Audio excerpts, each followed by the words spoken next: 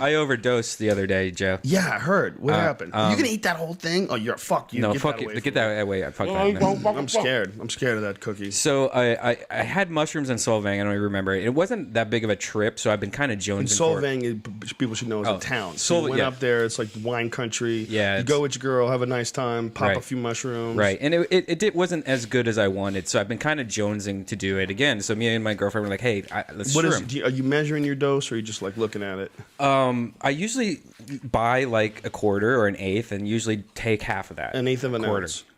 Yes. Okay. Yeah. What is an ounce? 16 grams. Show them the picture of the fucking one. What is an ounce? I saw it. They're beautiful. Yeah. What is an ounce? 16 grams. I don't know. I don't go by ounces at all. I always just went by quarters and eighths. But I mean, Ounce just is so we can. 28 grams. 28. Is it 28 grams? So, yeah, you're Okay. eating how many? Quarter, half a quarter. Half a quarter. So a quarter is 7 fucking grams, and you're eating an eighth. Okay. So you're eating 3.5 grams? I ate a full quarter, if not more, this Yeah, time you're around. fucking crazy. And So you went over 5 grams. Yeah, then, he's probably. fucking crazy. oh no, I went over He probably ate a quarter, so it's Okay. 7 grams. Either 7 way. grams or more. So you crossed over to the dark side. Yeah. It he was fled. what happened is the mushrooms. Like I don't know if you saw the picture. One of the caps I had was about the size of a baseball, maybe. It's And huge. It was huge, and the stem was about that big, which was about the size of, I don't know, and thick. It was like a huge, chunky, fat. I've never seen mushrooms that. I thought they weren't real. Like I thought they were like they picked the wrong kind, and it wasn't going to work because they were so big, and there was no way to really judge it. So I was So just you like, eat fucking half of it, you knucklehead. I was it was the Eat dumbest the thing whole ever. thing? I was like, you know what? I want to see a lot of crazy shit. I'm ready to go deep this time. Wow. And so I made tea. My girlfriend made tea. With the mushrooms in it? With the mushrooms, we All right, both made that's our good. we both made our own separate teas. So we both had about a quarter each in each one of our teas. And she only drank half of it because she started feeling it halfway through the tea, drinking the tea. Jesus. Yeah, so she didn't eat. I did it quick, and I just ate it and drank the whole thing real quick. And then we're both laying on the couch, and my body starts twitching. Like immediately, I had all these twitches over my body, like it was twitching. And the only thing The rumblings of the universe coming. yeah, the only thing I had ate today, because that's another thing in Solvang, we had 8 before. So the only thing I ate that day was a beet salad. That's how you're supposed to do it. Right. You're supposed to fast for Yeah. like 12 hours. So I had a small beet salad, like my seriously God. small beet salad. Oh my God. So I'm laying on the couch, and suddenly I looked at my hand, and it turned into triangles, pyramids. Like I couldn't see my fingers; they were just tons of little pyramids. And then I looked to the ground. Just like little geometric patterns. Yeah, and I've always had in the past, whenever I was shrooming, I knew where I was. I looked around and I saw the room. I knew it was my room, but it just looked trippy. This was like, no, I was not seeing anything that looked familiar. It was like pyramids and gears and a lot of clock tower type things, like inside a clock where it has all this gears and stuff. Mechanisms, like you seeing the inner Right. workings of the universe. Right. And so me and girlfriend both fucked up as hell. We were like, let's go upstairs and lay in your bed and just chill out and look at things. How'd you get upstairs? I fell to the ground 4 times while walking up to the stairs. My feet would not work anymore. Whoa. My legs just would not work. Yeah, you're supposed to be lying down. Yeah. So I laid down and it started smelling like dog pee where I was laying. So I was trying to crawl. And so I was trying to crawl. So I somehow got in bed and I'm looking at what was the ceiling fan. But to me, it was just this spinning like black hole, like fucking of colors. And I thought I was dead. I was like, I am dead. And then I just started getting really sick, poison sick. And so then I was like, holy shit, I got to puke. No, I'm not going to puke. I tried not to make myself puke. Finally, I get up, ran to the bathroom. So I fell on the ground too. I ran to the bathroom, puked. My puke turned into what was beets, turned into this red furry tree that came out and was just shooting lasers and stuff. And so I started recording myself, trying to find my phone, and I couldn't even use my phone. So like it took me maybe a half hour to find out how to use my phone because the phone was just a big kaleidoscope of shit, And then suddenly it all stopped. And I was like, what the fuck was that? I feel normal. I don't see anything and everything. And suddenly it just immediately went right back into the world. And it was, I swear to God, I thought I had ate poison. I thought I had died. I had no idea what was going on. My girlfriend was laying in bed, just seeing all the same shit, not feeling like she was dying because she only had half of what I had. She wasn't puking or anything. But I couldn't stop puking. It was just, I had nothing in me. I don't even know what I was puking. And I thought I fucking died. It's fascinating when you talk about the big ones because I've never had big ones. I've only had like little ones. Yeah, me too. But Dennis and Terrence McKenna, when they were in the Amazon in like the 1970s. This is when they started having their psychedelic adventures, and they would go take the ayahuasca and eat the mushrooms. They said the mushrooms are like dinner plates. Like in the Amazon, these motherfuckers grow, and they're like, you know, if you grow in a real fertile environment like that, that's one of the reasons why. Look at the size of that. Holy shit. Brian's holding one up, a picture of one. Dude, that looks like a spaceship. And then, yeah, look inside of it. I zoomed in on it, and that looks like a fucking, like, I don't know, like a whale or sperm or an eyeball. But it only makes sense that those big ones would be even stronger. Like, what if they're stronger per ounce as well? You know? But what I was going to say is Dennis McKenna went crazy for like 2 weeks. He had some sort of a schizophrenic episode from the mushrooms.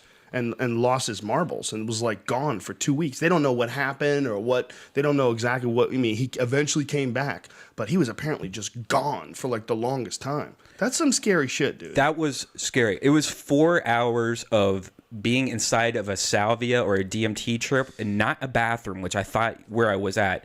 And my girlfriend said out she would walk in, and I would be sitting like Buddha, like legs crossed, facing the wall, like 2 inches from a wall, just staring at it with my eyes open. And that I would look at her, and my eyes would be cross-eyed.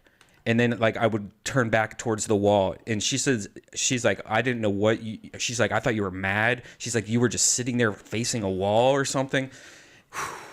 I have no idea what the fuck that was about, but well, you had what's called a breakthrough experience. You have what all those psychedelic freaks all really want to see. You know, a lot of people will talk about they like to do mushrooms, but they never really have done mushrooms. You don't really do mushrooms until you see what you saw. What you did is have the full blown experience, and that's one of the reasons why people talk about like.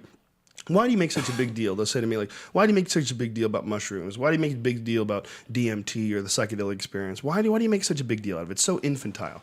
Well, I make a big deal about it because to me it is a big deal. What I've experienced, especially DMT, it's like it's impossible. It is impossible, and it's impossibly beautiful, and it's impossibly wise. And after it's over, I feel like I'm a better person. I feel like I learned something, and I come back better and nicer and improved and more enlightened. I mean, it sounds ridiculous. I'm agreeing with you. It sounds ridiculous hearing my own voice. But goddamn, that shit is important. You know, and what you did, you know, you didn't know exactly how much to take. And what if there was a shaman? What if there was a center where you could go to? And there's some fucking, you know, place in Malibu, and there's some fucking people that have been doing it forever. And Joey Diaz greets you at the door. Come on in, cocksucker. We got a room for you. He's got his robe on, and he takes you to the place, and everybody does it correctly. You know, what a beautiful world we could live in, man. But I'll tell you what, dog. I started fucking with that shit when I was younger. And I was from the East Coast. There was no fucking mushrooms.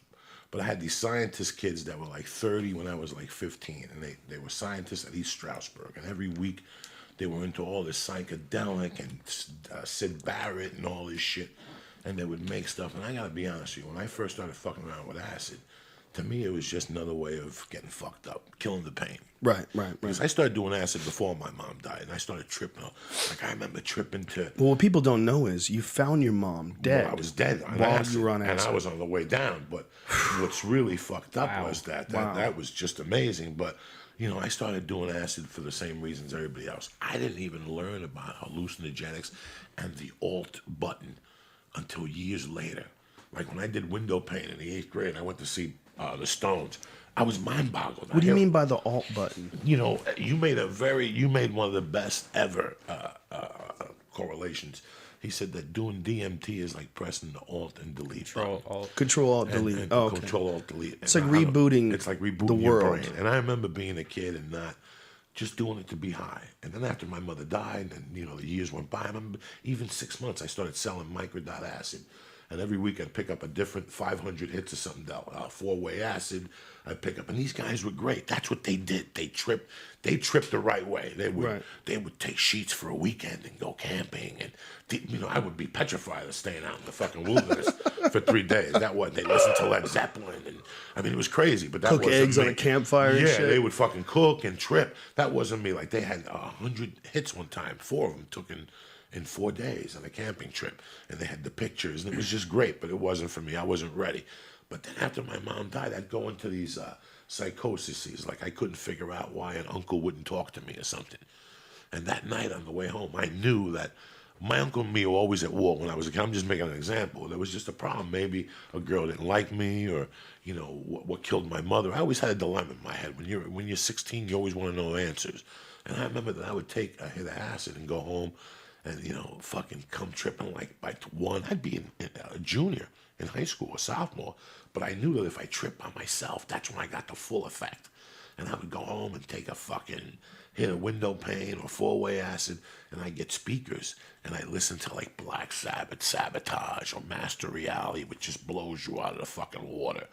And at the end of the night, whatever problem I had, whatever inner problem I was thinking about that was really eating away at me, it'd be gone or solved.